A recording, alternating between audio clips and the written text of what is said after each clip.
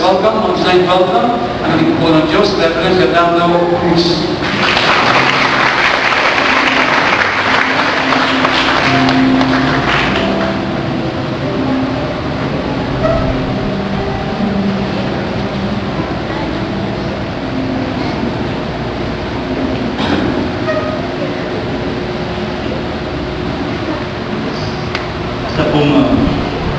Sa malaking kagalakan sa kapurihan ng mga Diyos na ako po'y makatayo sa inyong harapan at pagbulit-bulayin natin ang salita ng Diyos. Amen po ba? Sabi nga nila, all places may magtingin. Gusto mo palitan niyo. Good to see new faces. Tingnan niyo po yung katabi. Sabihin niyo sa kanya, it's good to see new faces. Huwag niyo po tingnan ang mga nadagdagan ng mga lines, ano po. Huwag niyo po titignan yung mga mapuputing buhok. Huwag niyo po titignan yung mga eyebags. Sapagkat po yan ay mga tao na dati walang eyebags, meron akong eyebags nito. Dati walang wrinkles, may wrinkles na po yan. But in the word says, if any man is in Christ, he is a new creation. I don't care ano po pakialam kung ano ang itsura natin ngayon. One thing I know, the life that is in us right now is changing us from glory to glory to glory. If you believe in me, give God the glory. Amen?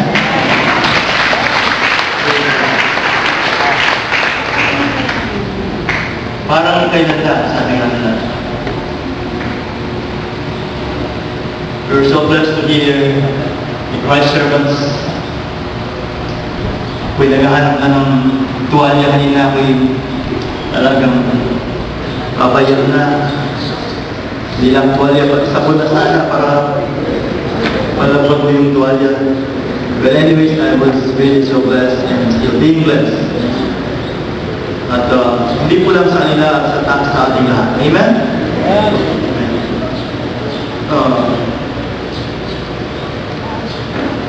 Many years ago, God has touched each and every one of us. Nag-English pala ako, I'm sorry. Maraming panahon na po nakaraan na tayo ay tinawag ng Diyos. At ang salamat dito eh. Hanggang ngayon ay tayo ay nandito pa. At patuloy na naglilingkod sa Kanya. Amen? Bakit po kayo nandito ngayong umaga nito? Dahil linggo, anyways, siguro linggo, baka may pagkain mamaya. Luto si Sister Miriam dyan. Maraming magdahilan, pero sa ating puso, alam natin, when we gather ourselves sa isang lugar na ganito, gusto natin makilala ang ating Panginoon Diyos. Gusto natin siya makilala at malaman ang mga bagay-bagay na sasabihin niya patungkol sa pagtupad ng kanyang banal na plano at layunin sa ating buhay at sa grupo nito, sa sambahan, sa simbahan para sa kapurihan ng Panginoon Diyos. Amen? Pagpasensya niyo po kung naging twisted yung tanong po. So, Exodus chapter 14, reading from verses 10 till 16. Lord. Exodus 14 from 10 to 16. If you're there, can you please say amen? Let's read all together.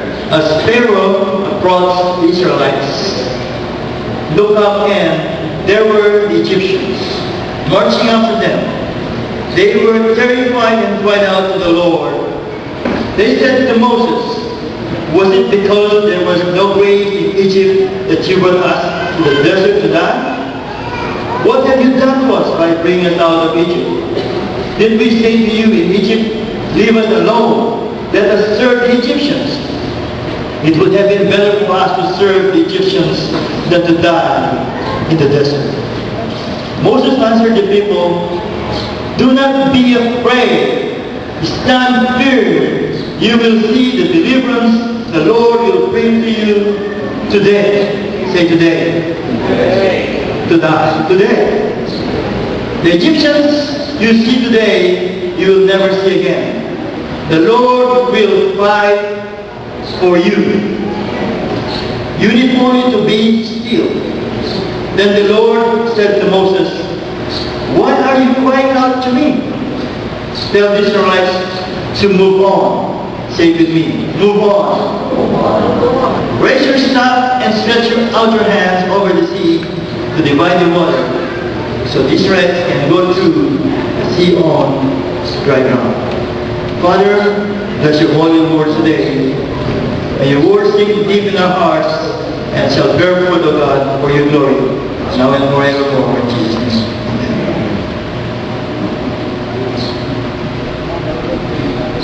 Before I went to the Philippines, I was taking a shower, and I heard the Lord, I'm hearing right from the Lord, kung ako'y nakakadinig ng tama sa Panginoon Diyos. Sabi niya, move on. Then nag-post ako at wala pa akong natinig. And on the airplane towards Seoul, Korea, natinig ko naman ang Panginoon Diyos, move on. Ako po'y nakinig sa Kanya at pinagpulay-pulayan ko ang gusto niyang sabihin ng move on. For the longest time, sa mahabang panahon ng church ko, ay ginagawa niya ang kanyang dapat gawin para pagkampanan niya ang pinagagawa ng Diyos. But we are seeing right kung tama ang ating nakikita at nadidinig at nadadama sa ating lugar, o Angeles City, sa Pilipinas, o sa buong mundo. Ang sambahan ng Panginoon Diyos ngayon, ang church, ay parang hindi gumagalaw. But the church, ang simbahan, ang iglesia ng Panginoon Diyos ngayon, ay makikita natin kikilos at kikilos ito sa magitan ng Santong Espiritu. Can you say please, amen? Amen. Meron sinasabi na there's a church within a church. Meron pong simbahan sa loob ng simbahan. Ano ba yan, Pastor? I will explain. Ang church po ng Panginoon Diyos ay isang, sa katuruan ni San Pablo, ay katawan at ang ulo. At ang ulo ng church, na sinasabi ay ang ulo ng church ay ang Panginoong Jesucristo. Am I right? Kung ang tao ay wala ng ulo, yan po ay tinatawag na paghina.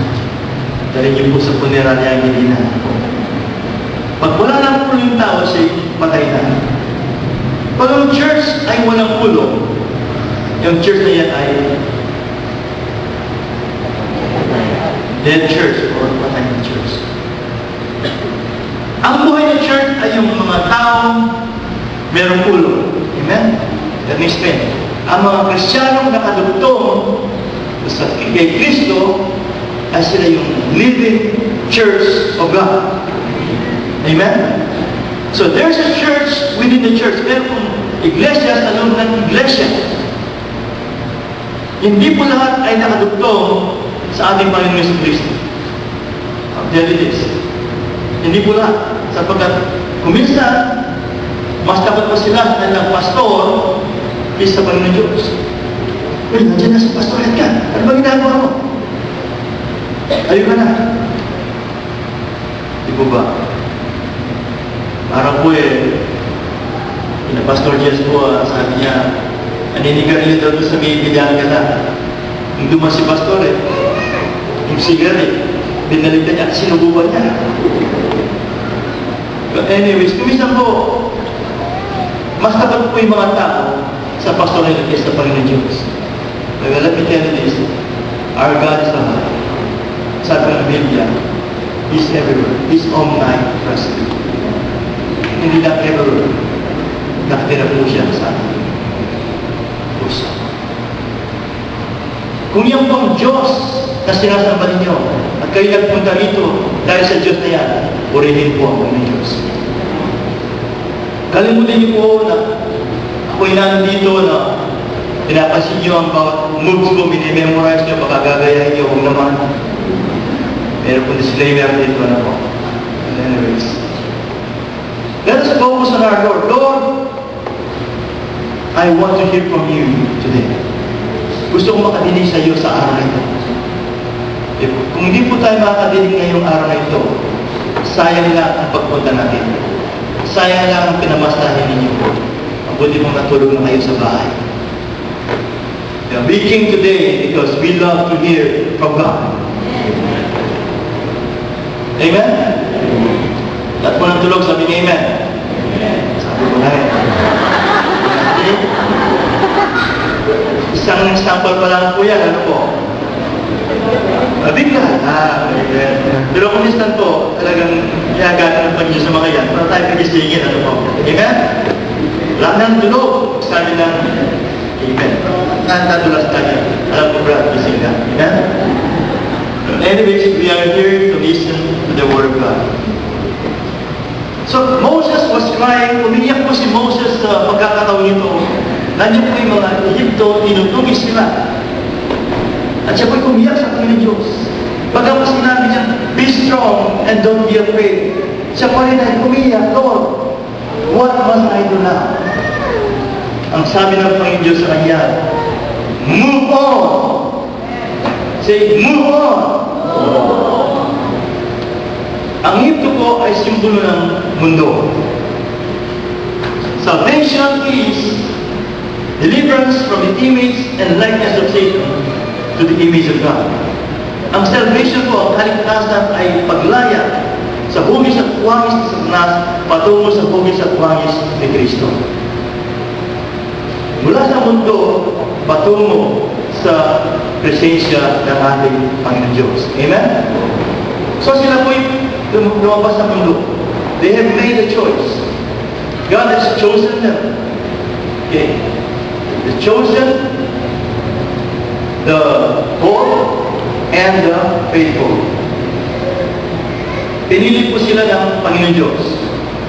So, along the way, towards the promise of the Lord, towards promised land, nagkaroon ng problema. So, ngayon, sila po nasa status quo na level. They are not moving. Ang sabi nila, mabuti pang babalik na lang kami sa mundo. Mabuti pang hindi na kami sumama sa iyo. Pag mo kami dinala dito, dahil hindi kami kaya ng punerarya ang Pilipinas, dahil hindi. Walang cemetery dito kami nilibing. Well, sometimes we reason, maraming tayong kadahilanan sa ating kaisipan. Amen? Well, let me stick with this one. God's delivering us from the worldly church to the living church. Worldly church, ang sinasabi ng worldly church, kung ang puso natin ay mali yung goal natin, mali yung pangitain natin, then we are running in circles, ay may paikot-ikot lamang. Pero kung tayo po ay sumusunod sa Panginoon Diyos at palagi nakikinig sa Kanya, then we are on the right track. Amen? We are moving on together with the Lord. Sino po natutulog na? Salamat sila gising.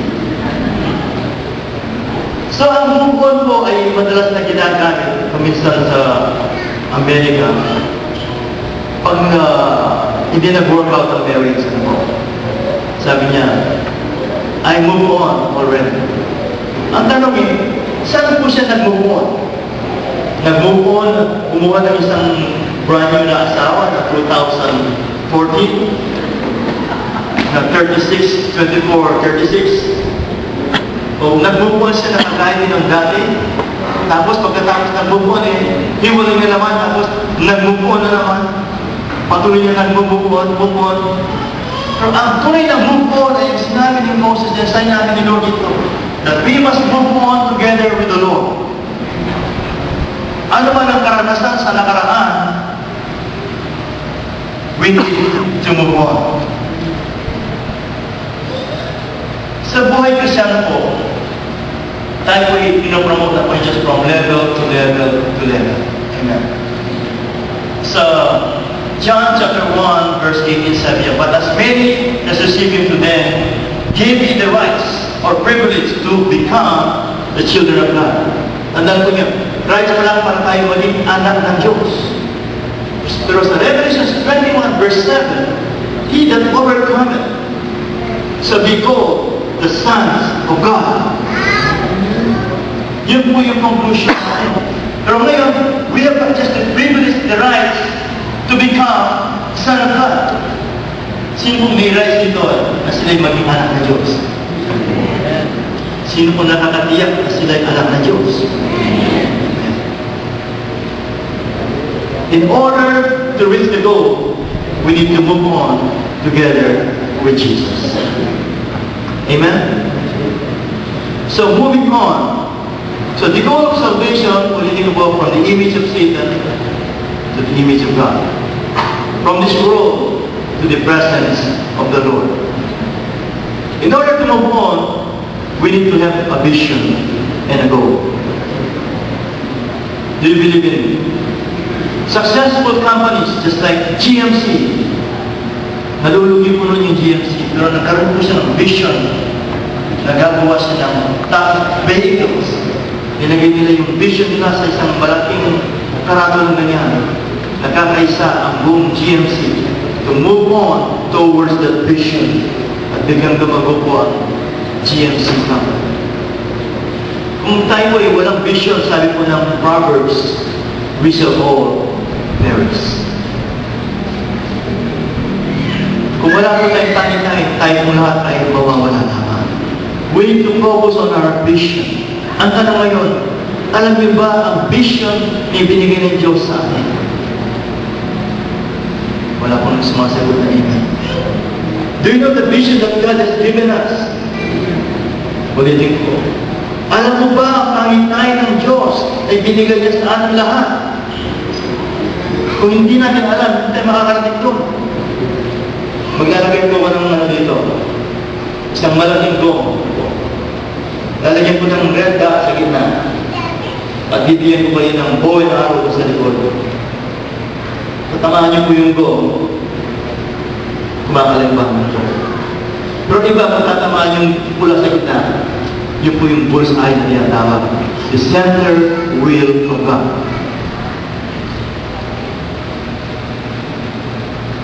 Sabi po namin kapatid, habang nangangampanya siya bilang konsyal, ako'y nagiginig sa kanya. Tanong daw niya sa iyong tablado, sinong gustong pumunta ng langit pag-itaas yung kamay? Kunyari dito, sino pong gustong pumunta ng langit pag-itaas ko yung kamay? Sino pong gustong manguna?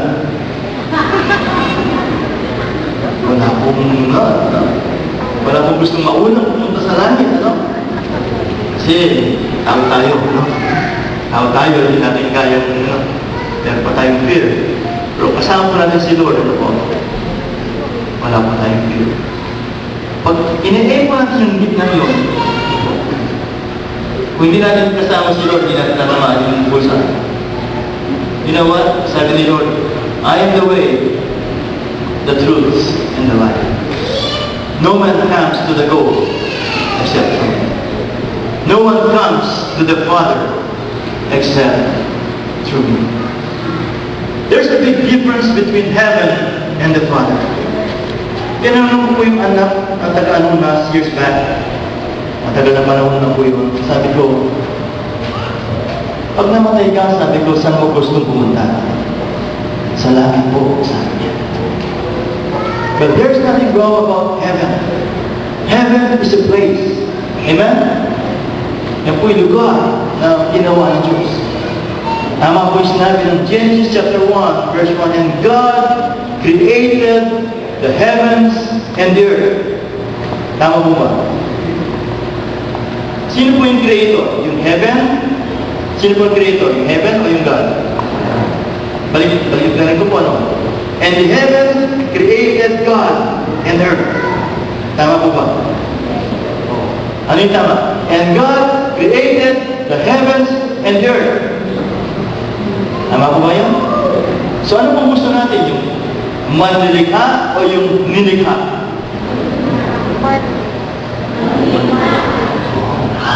Nakikinig po sila ngayon. Gusto natin yung creator kaysa doon sa created. Sabi po ng Bible sa Exodus 20 that God is a jealous God. And knowing in the church nowadays, hindi po nila gano'ng alam, pero there's some mautang po si Satan, sadal po siya, dinidisip yung mga tao. For the longest time, ang goal natin ay pumunta sa langit. Maganda po yan. Pero dapat tamaan po natin yung bullseye dito, yung red. Center ng will of Diyos. In that goal, we shall go back to our Maker. Amen? Ano kaya ang sinasabi ni Lord pag ang gusto mo, Lord, makapunta sa langit. Gusto makita si Abraham, Isaac, at Jacob. Gusto makita yung daan na ginto, mga peras. Si Lord. Gusto mo makita si Lord? Napag-iwanan na po ang ating Diyos naman. But right now, God is telling us, if you're hearing the Word of God, kung nandidinig mo sa salita ng Diyos, we need to move on together with Jesus that we may arrive at the goal. Kailangan po natin magbuo na kasama si Kristo para makarating po sa Ama na goal ng ating kaligtasan. Amen? Ang material po ay may hangganan. Ang sinasabi ko sa inyo, ang Ama ay wala. So we need to have a goal and a vision. Dapat nakapokus po sa vision natin. Kung ang Panginoon Diyos ay nasa harapan natin at siyang nag-guide sa atin, then we are on the right track. Amen? Sa mundo po ito, marami pong icons na nag-disturb sa atin. Lalo na po sa Amerika, pag labas mo ang bahay, ang dami ng icons na inutusan palagi. Hindi lang sa Amerika, dami na dito sa Pilipinas din. Kaliwa, kanan. But let me tell you this. Kung tayo po ay nakafocus sa ating goal, sa ating vision, nakasama natin si Lord, pinakausap natin siya, then we are moving on together with the Lord. Tayo po yung mga tao pa rin ito. Sino po dito ang perfect na? Oh, alam ko, perfect ka. Perfect yung pangalan mo.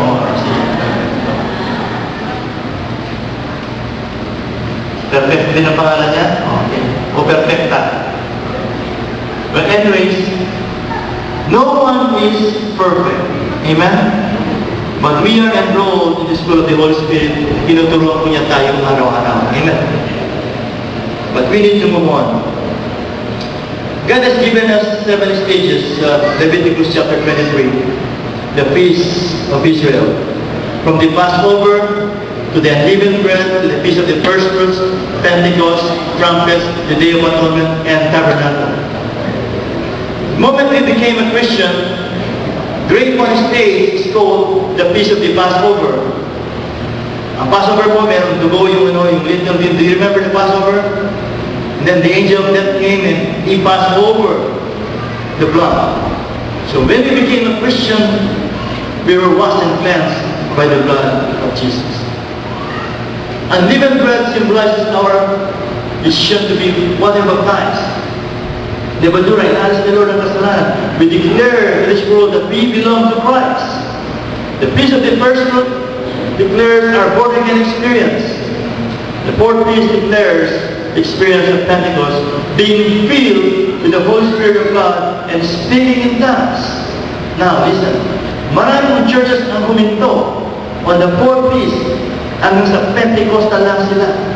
Lord, I got the experience. Hanggang doon na lang.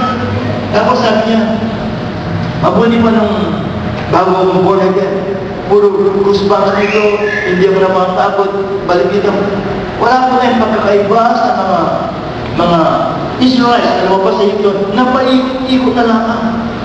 Pentecost, balik ko sa born again experience. Paikot-ikot na lang. But there's another feast after Pentecost, which is called the Feast of Trumpets. When trumpets are being heralded, it signifies as war. God has declared war to our Adamic nature. Ngayon, nagkikipagdala si Lord sa Adamic nature natin para lumabas na yung nature ni Lord. Are you with me? Amen. Pag nagkipagdigma sa Kristiyano patungkol sa kanyang old nature, ayaw niya harapin ang kanyang sarili. Ayaw niyang mamatay sa kanyang sarili. Now, he loves to go back to the grade 1 experience, to the grade 2 experience, to the grade 3, and to the grade 4 experience. Paikot-ikot na lang. But when we face the fifth phase, the phase of trumpets, tayo dinadala ni Lord sa isang level mula sa trumpets patungo sa day of atonement. I will explain more. John the Baptist says, someone is coming greater than I am. He shall baptize with the Holy Spirit and with fire. Thank you. Fire. Say fire. Fire.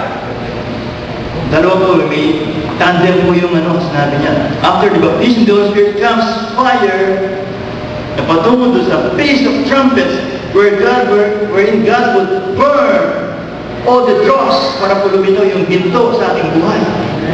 Para po lumino yung buhay ni Kristo. Are you with me? Amen. So ngayon, if you believe God is purifying the church in the next level of the Day of Atonement. We know when Day of Atonement comes, God is atoning all the sins towards righteous living. Sabi mo ng Bible, there's called the de facto righteousness between us against the imputed righteousness. Let me explain. Nung born again po tayo, God has imputed His righteousness unto us.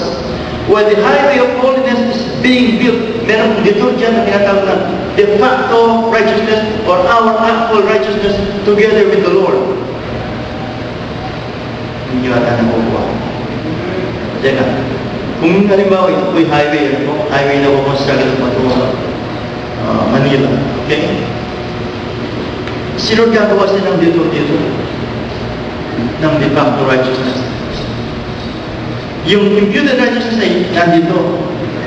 Pero as we grow in the Lord, from glory to glory, hindi pa natin na how many has failed the test here sa pagsubok ng Panginoon.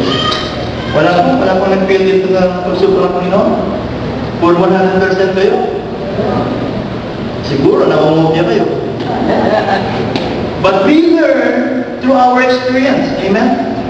The best teacher is experience. So the Lord, next time, Lord, I'll do better next time. Then when we face the same predicament or situation, alam ko na ito, Lord, tulungan mo ako. Hindi ako matatalo dito. God is developing yung de facto righteousness natin, yung actual righteousness, yung buhay ni Kristo ay nakikita sa atin. Amen? Dati-dati napakabilis yung magsimamot. Pero ngayon, kontrolado na. Ba't ka tumatawa? Well, God right now is leading us toward the path of righteousness patungo po sa Kanya. Amen? In the event, darating na po yung tinatawag ng tabernacle. Yung tabernacle ay yung kung sinasabi sa Revelation chapter 21, sinasabi, the marriage supper of the Lamb. Ng church at si Kristo ay makikipag-isa sila. They'll be married into one. As one. Amen? Sabihin niyo po sa akin, as one. Hindi po aswang po. As one. Ay, kung mga tagaan kaya, hindi po aswang. As one. Amen? Tayo po yung isa sa Panginoon Diyos. Amen? So, ito po yung goal natin, ang tabernacle tayo makipag-isa sa ating Panginoon Diyos. So, we need to move on these stages every moment together with the Lord. Amen? Pero ang mga nangyayari po ngayon, isa pa if I'm hearing right from the Lord, kaya po hindi tayo makapag-upo. Kasi marami po tayong tinatawag na reservation. mga bagay na tinatago pa natin sa ating mga puso. Mga kasalanan na hindi pa naibigay sa Panginoon Diyos. Lord, forgive me, Lord. Pero yung kapatid mo na nagkarubay na, ay Lord, wag mo na nga. Don't touch this, Lord. Meron pa akong unfinished business dito. Ako'y gaganti. Hindi po si Pastor Edgar, ano po. Meron po tayong attitude sa ating Adamic nature that we want to get even. Am I right? Pero po, si Lord po ay tinuturuan niya tayo ngayon na mag-move on sa Kanya. We need to surrender all unto the Lord.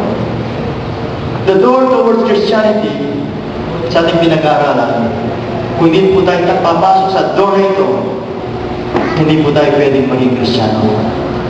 It's called Romans 12, 1 and 2. I beseech you therefore, brethren, by the mercies of God, that you present your bodies a living and a holy sacrifice unto God, which is your reasonable work of service.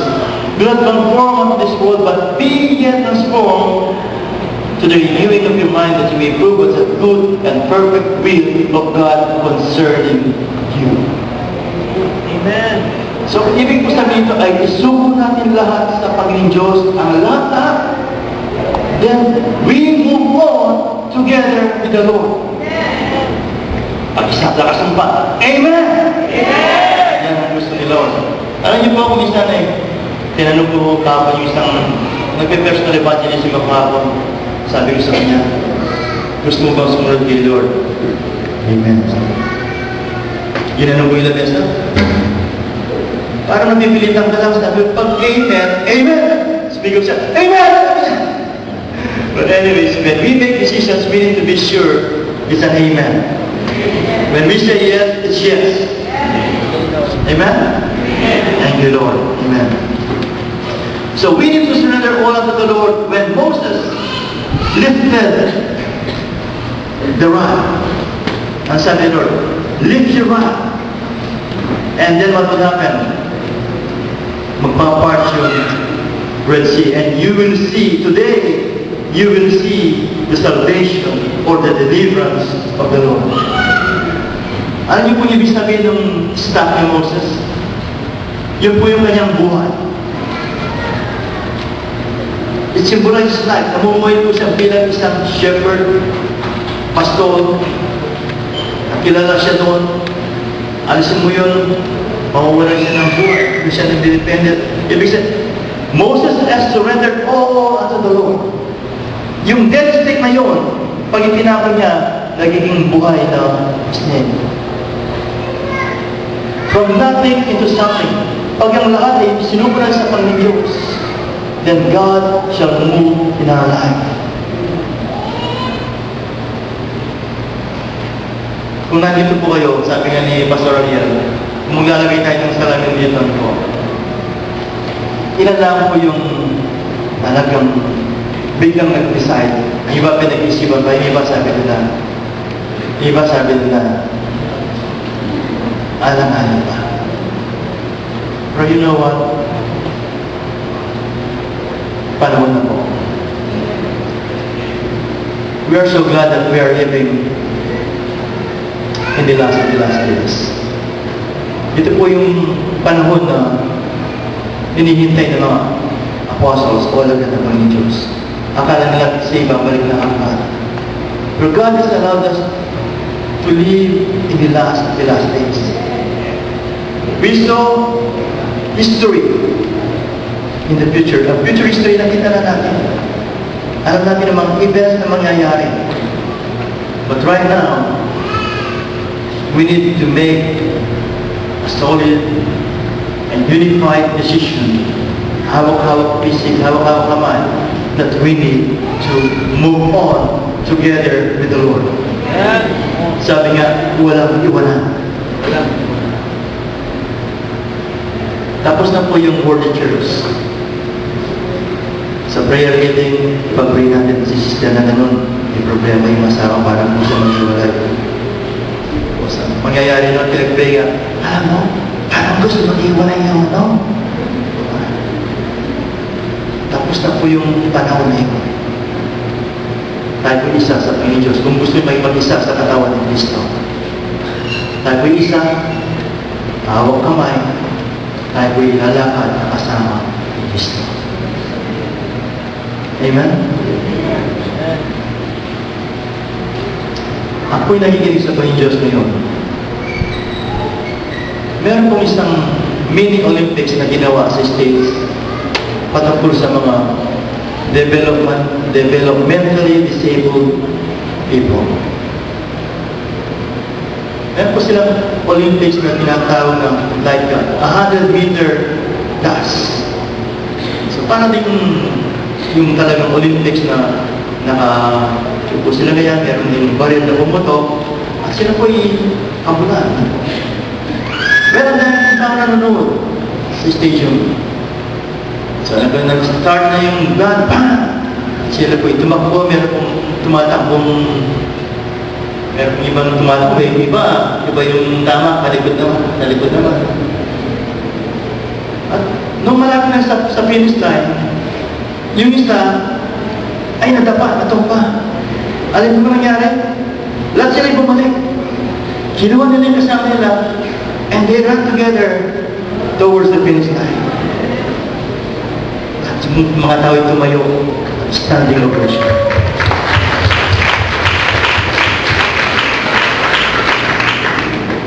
Yun po ang mga tao yun, ang kaisipan nila ay -1 po.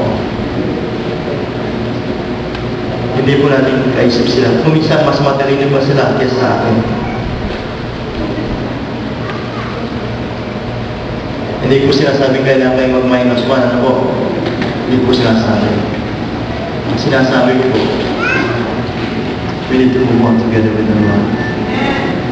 Walang yun. Kung meron po tayong madinig negatibo, right there and there, patayin na po natin yung imabot. Maging fireman po tayo. Wala po nag-iilan. Kung meron pong tayo nakitang mga bagay na kailangan action at agad, huwag lang po natin hintayin si Pastor. Ay, tatawagin mo si Pastor Edgar.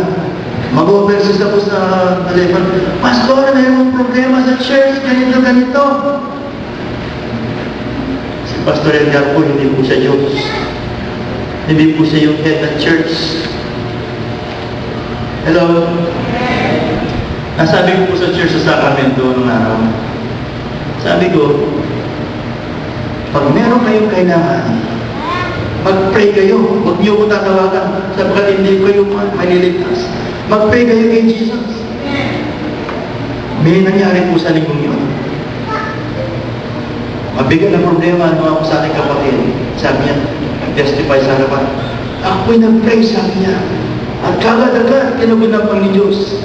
Tama po yung sinabi ni Pastor Bel, hindi ko siya tatawagan sa akin. Tatawagin ko si Jesus. Amen? Alam niyo po yung mga pastor, kaya kumiikli yung buhay nila. Akala nila sila yung Diyos eh. Akala si Diyos ang pastor. Hindi po. Ang pastor ay tao din na katulad ninyo. Na marunong din mapagod. Amen? Pero pinakamaganda po rito, we need to move on. Para wala para tayo gumising. Mag-move on po tayo na kasama si Kristo. We need to grow. We need to know who we are. Sino tayo sa Panginoon Diyos? Alam ba kung sino kayo? Kung sino tayo? We live in two worlds. In the spiritual world and in the spiritual realm. Habang tayo natin sa mundo, tayo rin ay bubuhay na sa spiritual realm. Do you know that? Do you know that we are surrounded by angels right now? Yan lang nakakaalam. Alam niyo ba na nandito ang presensya ng Diyos? At alam niyo rin ba na palagi nakatira ang Diyos sa atin? Amen? Kung ganyan po ang ating pagkaalam sa ating pamumuhay sa mundo ito, we are always sensitive sa mga nangyayari sa ating kapaligiran. Pag merong sinasabi yung taong yun, alam natin, o Kristiyano yun, ganito sinasabi niya, mais ka natin sa 7 steps of salvation towards our goal. Alam natin kung grade 1 siya o grade 4. Kung grade 4 siya, hanggang sa Pentecost na pabalik-balik, gusto ko yung born again. Sabi mo sa sarili mo, Hindi pa niya nalampasan ang grade 4. Tutulungan ko ito na makarating ng grade 5, grade 6. Kasama kami pupunta ng grade 7. Are you with me? Sabi ng Bible, you shall know them by their fruits. Hello? Alam niyo ba kung ang tao nagsisinungaling o hindi? Yan ang sabi nila na hindi ba nakapost ang mga ganyan? Nagpapakyot siguro. Pero ang katotohanan po ang siya magpapalaya sa akin. It's not hard to say the truth. Amen? Sister Karina, ilan taong ka na? 19 po, Sister Karina. 1940. Hindi po nagsisimali. Siya ay 1956.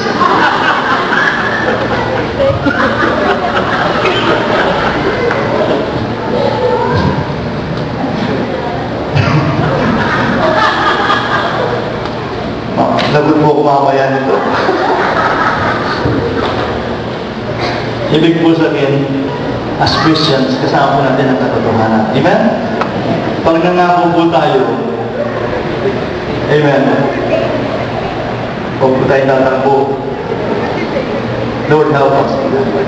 Sabi nga sa Revelation 21, all liars go to, ano po? All liars go to confessionary box. That all liars go to hell. So, God help us, Lord. Help us to move on with you, to declare the truth, to bear much fruit. Amen? So right now, the church is waiting upon the Lord. Lord, what's next? Gusto po ngayon na tayo lahat sabihin natin, Lord, ano po ang susunod? Ano po ang susunod kong gagawin? Kung kayo may problema ngayon, Lord, ano po gagawin ko sa problema nito? Ako ay matutulad sa mga Egyptians na babalik sa Egypto? O ako ay susunod sa likod ni Moses na typology ng ating Panginoon sa Kristo? Tayo po ay nasa crossroad po. We need to make a choice. We need to make a decision to move on. First, I'd like to talk with the young people. Sino po yung mga young people dito? Paitaas ko yung naman. Oh, marami parang young people dito. Pangalawa po, sino po yung mga once young? Once young.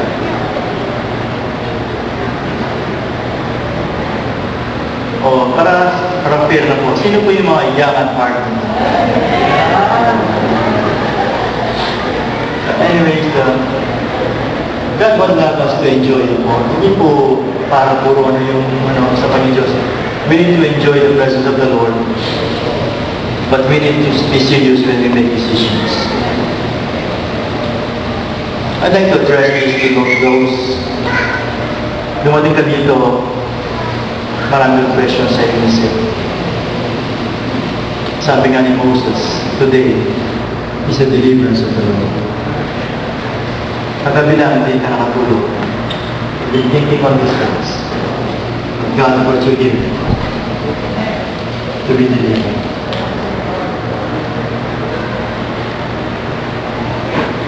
Might involve the family or loved ones in this problem. Might involve a very delicate mother which will destroy your family. Hindi ko alam. Might involve a decision towards your future right now. Pero feel ko po sa inyo ngayon. Let us harden our hearts. Let us surrender all to the Lord. Can you say amen? Mula sa likod po, ang gandang sarapan, can you just please rise?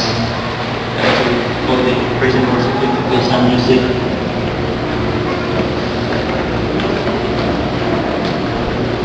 Ulitin ko po, today, we will see the deliverance of the Lord. Gusto mo tawagin yung mga young people, pumunta din po sa harapan. Like to call all the young people.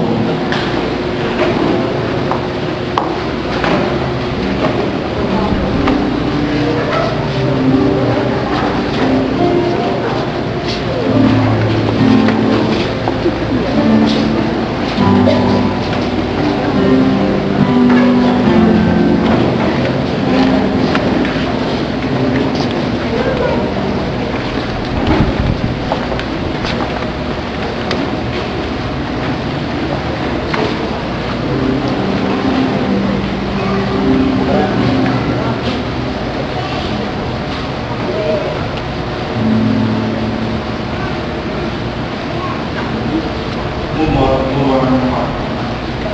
Please, some more.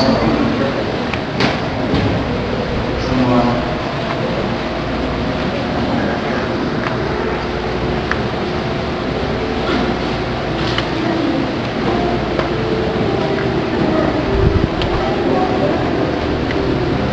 Let me take this opportunity right now. Can you please look at me? Alam niyo ba na walang nalito? That's why you're here. Once upon a time, nandiyan din kami. Ang tayo. Matagal na panahon.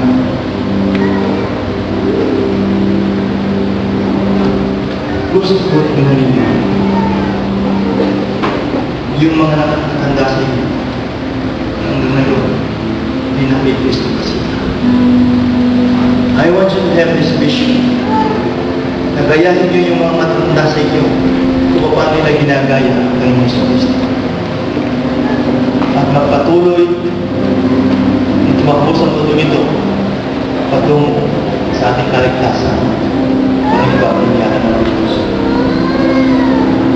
Let us be honest, maging honest tayo sa ating sarili, mga young people.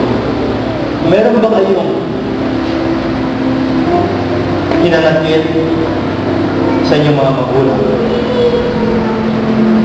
na matagal na nangyari, matagal na panahon na minsan kayo nasaktan, nagtampo, sabi niyo gusto niyo tumakas o mag-delivery sa inyong mga magulang.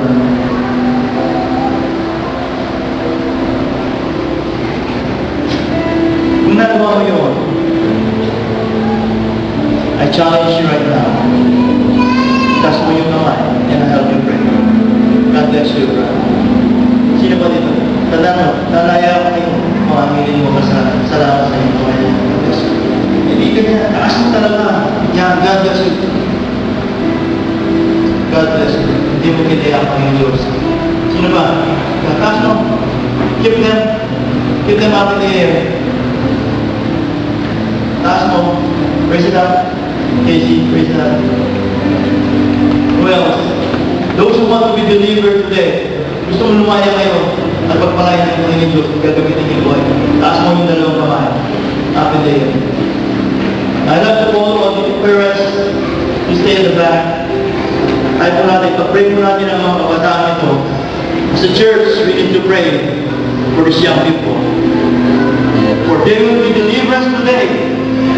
And this church, in the name of Jesus. In the name of Jesus. Parents, this is your opportunity to pray for your children.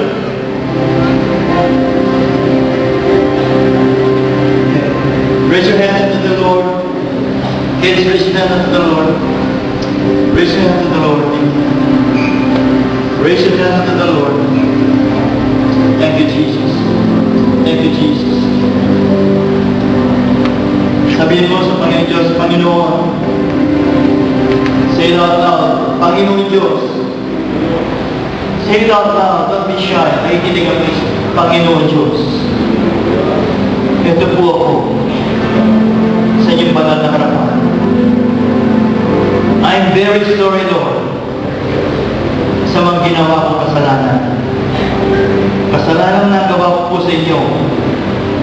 Lalo-lalo na kasalanan na nagawa ko sa aking magulang, sa kapatid, sa aking kapwa.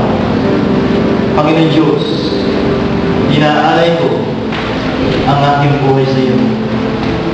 Buhat sa araw na ito, isulat mo ninyo ang aking pangalan sa aklat ng buhay sa langit. Ako'y maglilingkod sa inyo, Panginoon Diyos. Itong buhay na binigay mo sa akin ito ay iniaalay ko sa iyo. At ngayon, Panginoon Diyos, inaanya kita na manahan sa aking puso. Tinatanggap kita na aking Panginoon, Diyos na tagapagligtas. At ipamumuhay ko ang iyong buhay mula sa araw na ito hanggang sa buhay na walang hanggan. Hindi kita ikahiya. Sa araw na ito, ang unang-unang tao makita mo, sasabihin ko sa Kanya na ako'y bago ng nilala, ako'y Kristiyano, at ako'y maglilingkod sa Diyos.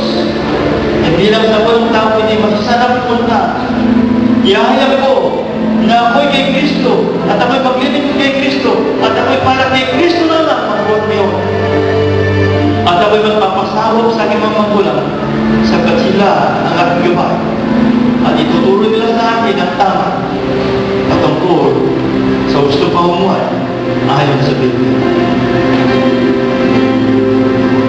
Taas mo yung kamay, sabi ko, Panginoon Diyos, eto po ako. Ako'y maglilingkod sa inyo, ako'y susunod sa inyo, mula ngayon, hanggang sa buhay niyo mula. Amen. Amen. Puntahan niyo yung mga kanya-kanyang mga magulang and give them a big hand right now. Puntahan niyo yung mga magulang right now. Please give them a big hand.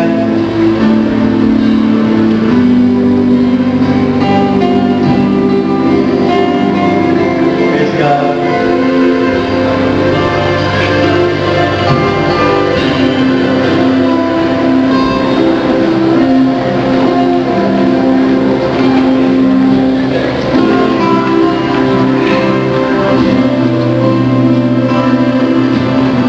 Now,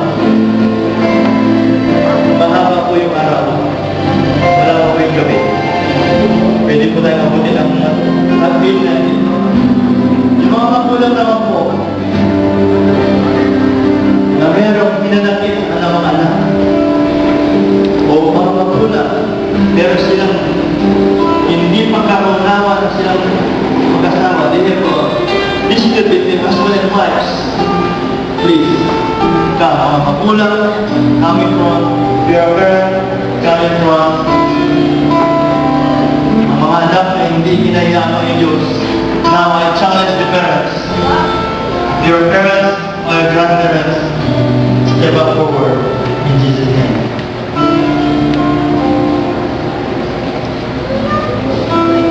Your parents, magkakita sa harapan.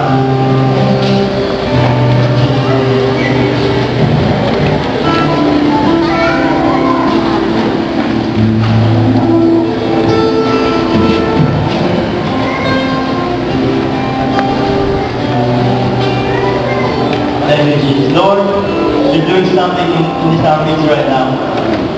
You're restoring our families, oh God, that we can move on together. Thank you, Lord. We are waiting for you. We're waiting. Some are still coming. Lord, deliver us. Deliver us today, oh God. Today is the deliverance of the Lord. Thank you, Jesus. Ako'y isang magulang din. Kasama ko po sa kalagitan. Now, we need to surrender all to the Lord. Ang ating mga reservations sa bawat isa, husband and wives, sa ating mga anak, maaaring sa ating mga windows, whatever it is bothering you right now, let us surrender to the Lord. Let's raise our hands unto God. Listen to the Lord. God, speak to me, Lord God. Sabihin niyo, Panginoon, mag-usap ka sa atin ngayon. Ano ba yung dapat gusto ko sa iyo? Ano ba yung dapat kong baguhin, Lord? Listen carefully to the Lord. God's telling you something right now. That's it. Sinasabi ng Diyos na yan bagay na yan, na we need to surrender to the forgiving spirit. Today, God shall deliver us all in the name of Jesus. So raise our hands and say, God, here am I, O God. Ito po ako, Panginoon Diyos. I give you all. I give you all and I surrender all, O God. Mga bagay, Panginoon Diyos, na nasa aking mga puso, hindi magpapatawad, Panginoon Diyos. Lord, hindi makaamin sa kasalanan ng ginawa ko, Panginoon Diyos, Lord. But today, O God, I admit, O God, before you and before your holy angels and before this congregation, O God, Lord, that I made a mistake, O God. Lord, that I am a sinner, O God. Lord, that I put tears in your eyes na payak kita, Panginoon Diyos, na maraming beses. God, help me, O God, to be a good parent, O God. Help me, O God, to be a good husband. And to the wives, O God, you pray. Wives, O God, that to help you to be a good wives. To the grandparents, help us, Lord, help us grandparents to be good grandparents, O God. Sabi mo sa Panginoon Diyos ngayon, Lord, tulungan mo ako na magbago. Tulungan mo ako na magpupuan ng kasama kita, Panginoon Diyos. Tulungan mo ako na mahahain mo ang pamilya. Palungo sa iyo, Panginoon Diyos. Lord, bagay paalala sa atin na unang-unang ka, pangalawang pamilya, at pangatlo-palama ang ministry, Panginoon Diyos. Lord, tulungan mo ako, Panginoon Diyos, na magawa mo lahat ng mga bagay na gusto mong magawa sa atin. And Lord, dalangin ko na bigyan mo ako ng pangitayan sa kanito. Lord, anong gagawin ko sa ating pamilya? Anong gagawin ko sa pagkinig ko sa iyo? Anong gagawin ko sa ating workplace? Anong gagawin ko, Panginoon Diyos? Sa pagkinig ko sa ating kapwa, Panginoon Diyos. Lord, show me your ways, O God. Show me what must I do next, O God. Tinatawag ka ng Panginoon Diyos na iyong kapatid towards your knees para aminin ang mga bagay niya sa tao sa kalagapan. Kung minsan mahirap aminin niya sa harapan ng ating mga anak, but it takes God to do these things. If we made a mistake, Lord, help us to God to admit these things even before our children. I pray that there shall be deliverance today. Deliverance has come to Mount Zion. Deliverance has come to our family. Deliverance has come to each and every one of us, O God. Lord, set us free in Jesus' name. For whom the Son sets free, they are free. They are free. They are free indeed, O God. Lord, we shall never be the same again, O God. Here we are, God, we raise our hands. Signify our surrender unto you, O God. Lord, in line with Romans 12, 1 and 2, O God, we dedicate ourselves to a living sacrifice, holy and acceptable unto you, O God. Lord, here we are, O God. Use this temple for your glory, O God. And help us to move forward to this road, but be transformed by the renewing of our minds, that may prove us the good and perfect will of God concerning us, O Lord. Concerning us. Thank you, Lord. Thank you, Lord. Thank you, Lord. Son, God is dealing with you right now. Now you are reasoning with God. Yes, you are reasoning with God. God is telling you something, but you are reasoning. You said it's so big, it's so huge. But don't forget, you are with God. God is giving you a vision which is greater than what you see right now. You said no, Lord. Even Moses says no. We already know right now. But oh God, if you're giving us this vision right now and we see it, we say yes together with you, God. We say yes together in Jesus' name. In Jesus' name we can do all things. We can do all things through Christ. We can do all things through Christ who gives us strength. Father God, we say yes, Lord. Yes, Lord. We say yes, Lord. Here we are, God. We shall never be the same again, oh God. Lord, here we are, God. May your anointing rest upon us all. In the name of Jesus. Lord, one faith, one Lord, one love. Lord, we shall march together towards you, God. Towards the goal of salvation, oh God. Lord, here we are.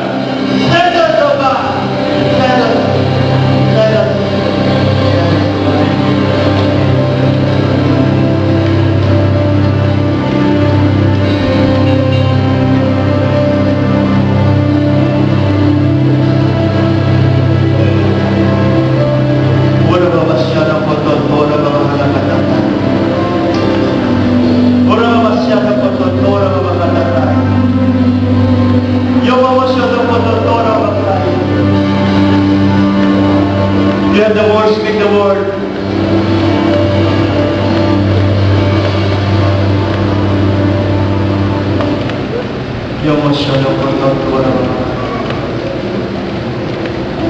Father, we rest upon you right now. You have ministered individually on us, as well as corporate yoga. Namusap po kayo sa amin, heart to heart ng Diyos. Kaya Lord, hinahabilin ang puso natin sa inyong lahat. Tulungan mo kami na magawa ang mga bagay na magagawa niyo sa atin. We will only move when you say, it's time to move. We will only move when we hear from you, God. But oh God, we have heard today, we will move together with you, God. No matter what. But oh God, here we are. We shall move together with you. Let's raise our hands unto the Father. Everybody raise your hands unto the Father. Let's raise our hands to the Father. Hallelujah. Hallelujah. Hallelujah. Oh, glory, glory, glory, glory, glory, glory, glory. Hallelujah. Oh, glory, God, glory, glory. And we give you praise, the Lord. We give you praise and honor. Oh, God, it's your name. Hallelujah. Oh, we love you, my Lord. Be glorified, be magnified, O God. Praise the Lord, praise the Lord, your mercy endures forever, forever and ever. Hallelujah, hallelujah. Oh, glory, glory, glory. Glory, oh God. Yes, praise the Lord. Our God, praise the God. Oh, the Lord, stand up for the Lord, oh, the Lord, stand up. Oh, the Lord, stand up. Be set free, be set free, be set free. Hallelujah, hallelujah, hallelujah. Oh, glory, glory to God. Hallelujah, hallelujah. Oh, the Lord, stand up.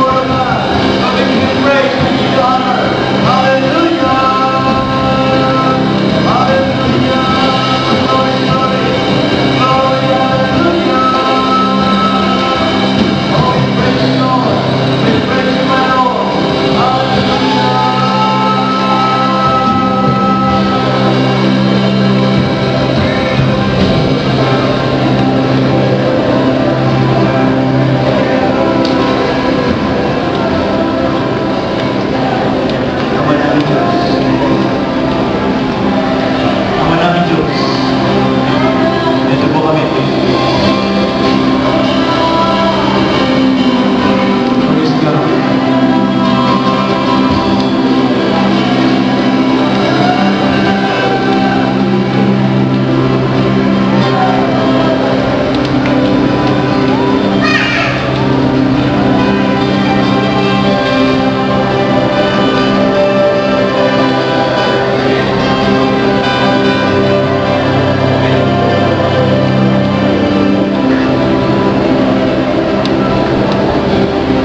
Inyong nadidig sa inyong puso ang mga bagay na pinakiyat mo ng Panginoon sa atin. So, pagkakit ka.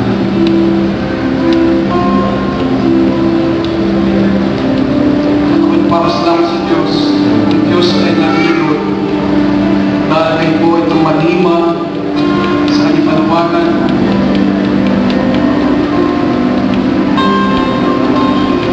Ang aking hangin at ang Diyos ay siya po'y nasihan at nagod sa mga bagay na ating ginawa. Hindi lang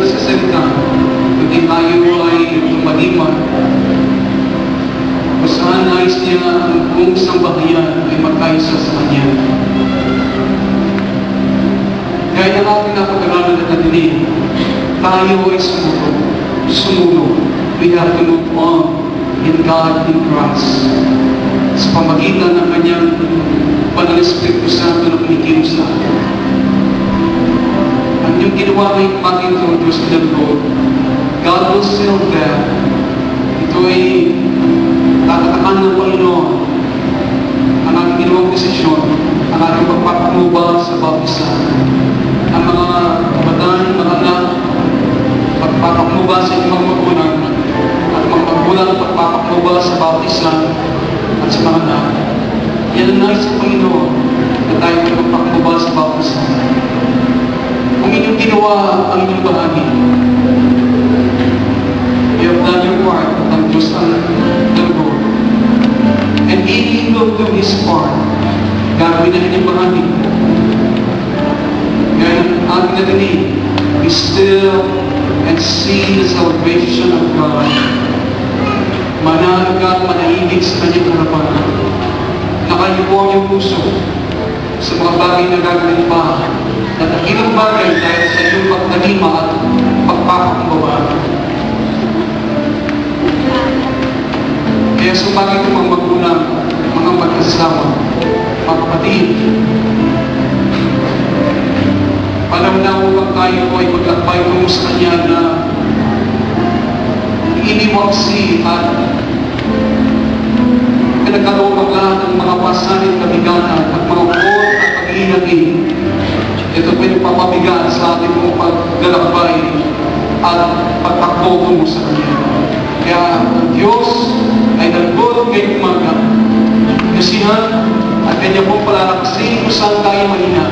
Tungo sa Kanya, sa ating pakikipagbisan sa Ama, sa pamagitan ng Espiritu Santo, sa pangalan ng ating Panginoong Kristo. Kaya salamat po Diyos sa inyong ginawa sa ating kalagitnaan.